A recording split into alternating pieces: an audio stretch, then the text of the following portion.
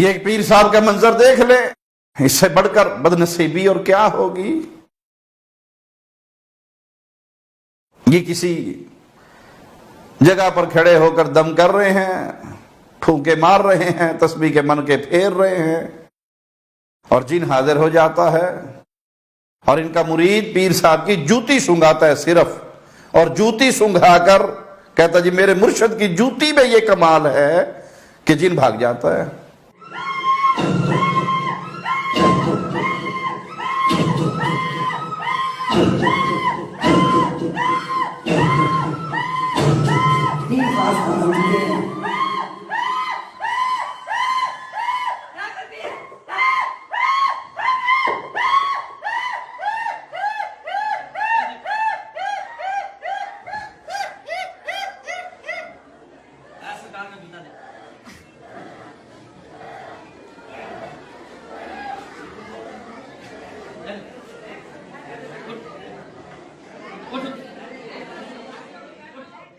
معاملہ یہاں تک ہوتا،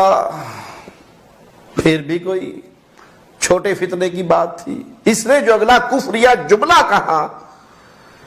جس کو زبان پہ لاتے ہوئے زبان کانپتی ہے مومن کی،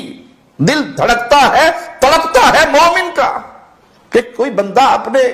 پیر کی محبت میں ایسا کفر بھی بک سکتا ہے۔ وہ کفر اس مرید نے بکا، اور اس پیر نے خاموش کھڑے ہو کر اس کفر پر مہر لگائی۔ اس نے کہا تم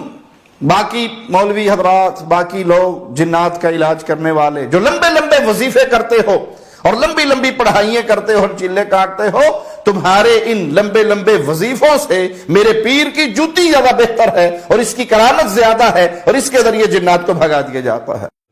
یہ سرکار جی کا جو جوتا ہے نا، یہ آپ لوگ جو دیکھتے ہیں یہ جنات کتنے زور سے یا طاقت سے حاضر ہو کے آتے ہیں، وہ ایک سرکار جی کے جوتے کی مار نہیں ہوتی۔ جو نام نہاد قسم کے مولوی یا نام نہاد قسم کے پیر جن لوگوں کو جنات کے نام پہ لوٹتے ہیں اور آدھا آدھا گھنٹہ پڑھائیاں کرتے رہتے ہیں، اور ان لوگوں کو 3 دن کے وظائف دیتے رہتے ہیں کہ جی جنات بڑی طاقت والے ہیں، تو وہ سرکار کے جوتے کے محتاج بھی نہیں ہے۔ جو طاقت اللہ کے ولی کے جوتے میں ہے، وہ نام نہاد کسی نہ مولوی کے نہ پیر کے، وہ اس وظیفے میں نہیں ہے۔ انا للہ و انا الیہ راجعون۔ جنات کو نکالنے کے لیے جو پڑھائی کرتے ہیں وہ کیا پڑھتے ہیں؟ قرآن، وہ آیت الکرسی پڑھتے ہیں، وہ سورۃ فاتحہ پڑھتے ہیں، وہ قرآن حکیم کی آیات پڑھتے ہیں، اور جنات جادو کا مقابلہ قرآن حکیم کی آیات کے ذریعے، مصطفیٰ علیہ الصلوۃ والسلام کی احادیث کے ذریعے کرتے ہیں۔ اور یہ مجرم، یہ ظالم، یہ شف سرکار کا مرید کہہ رہا ہے کہ تمہاری یہ لمبی لمبی پڑھائییں، تمہارے یہ لمبے لمبے وظیفے، اس سے بہتر میرے پیر کی جوتی ہے۔ یہ جملہ اگر کسی ہندو نے کہا ہوتا، کسی سکھ نے کہا ہوتا، کسی عیسائی نے کہا ہوتا، کسی نان مسلم نے کہا ہوتا، تو دنیا اس کے خلاف روڈ پہ نکل آتی، لیکن افسوس یہ کہنے والا اس خانقاہی نظام کا ایک بہت بڑا کارندہ ہے، لہذا کسی کے ماتھے پہ بل بھی نہیں پڑا۔ یہ جو مرضی کہہ لے، جو مرضی بک لے، جو مرضی اللہ اور اس کے رسول صلی اللہ علیہ وسلم کی توہین میں جملے کہہ لے، یہ قرآن حکیم کو نعوذ باللہ ثم نعوذ باللہ اپنے پیر کی جوتی سے زیادہ گرا دے اور جوتی کو قرآن سے بڑھا دے۔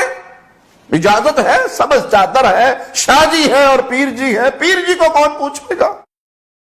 اگر دنیا میں تمہیں کسی نے نہ پوچھا فَلْيَحْذَرِ الَّذِينَ يُخَالِفُونَ عَنْ أَمْرِهِ أَن تُصِيبَهُمْ فِتْنَةٌ أَوْ يُصِيبَهُمْ عَذَابٌ أَلِيمٌ۔ تو اس دن کے دردناک عذاب سے ڈر جاؤ جس دن قیامت کے دن تم اللہ کے سامنے کھڑے ہوگے اور قرآن کی توہین کی بنیاد پر، قرآن حکیم کی گستاخی کی وجہ سے تم کہیں جہنم کا ایندھن نہ بنا دیے جاؤ۔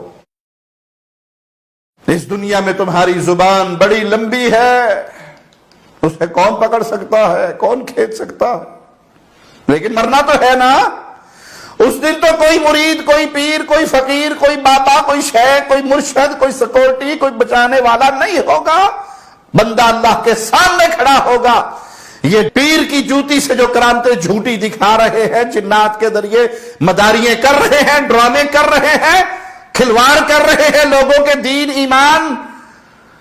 ان کی عزت و دولت سے، اور قرآن کی توہین کر رہے ہیں کہ تمہارے وظیفے وہ بیکار ہے، پیر کی جوتی بڑی کار آمد ہے۔ انا للہ و انا الیہ راجعون، یہ قرآن حکیم اللہ کا کلام ہے، یہ مخلوق نہیں ہے، یہ خالق کی صفت ہے، یہ اللہ کا کلام ہے، اور رب کے کلام کی توہین کرنے والے ڈر جاؤ، توبہ کرو، اللہ سے معافی مانگو، کہیں تمہارے اوپر اللہ کے عذاب کی پھٹکار نہ پڑ جائے، اور توبہ کیے بغیر مر گئے تو آخرت کی بربادی کنفرم ہے۔ قرآن کا گستاخ، قرآن کی توہین کرنے والا، قرآن حکیم کی گستاخی کرنے والا، وہ ایمان کی لذت کہاں اس کے پلے رہے گی؟ ہر لمحہ قرآن اور سنت کا ترجمان، فضیلت الشیخ توصیف الرحمان۔